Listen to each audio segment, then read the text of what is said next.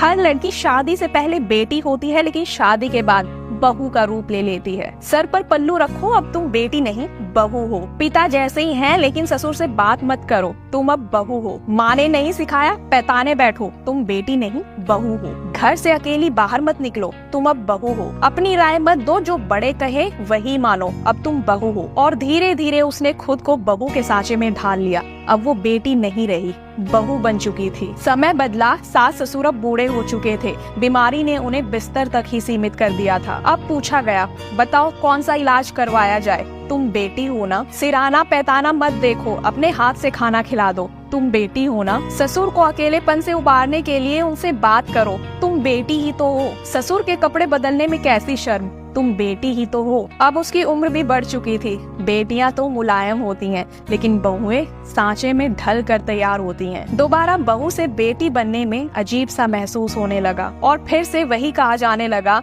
चाहे जितना मर्जी कर लो, लेकिन बहुएं कभी बेटियां नहीं बन सकती। समाज की इस सोच पर क्या ही कहना, जहां अपने स्वार्थ के लिए बहू से बेटी जैसी सेवा ली जाती है, लेकिन बहू को कभी भी बेटी की जगह स्वीकारा नहीं जाता। मेरा मानना है कि पहले बहू को बेटी जैसी जगह दें, उसके बाद बहू से बेटी जैसी बनने की उम्मीद करें, क्योंकि बेटी से बहू बनना मुश्किल है, लेकिन बहू से बेटी बनना मुश्किल नहीं है।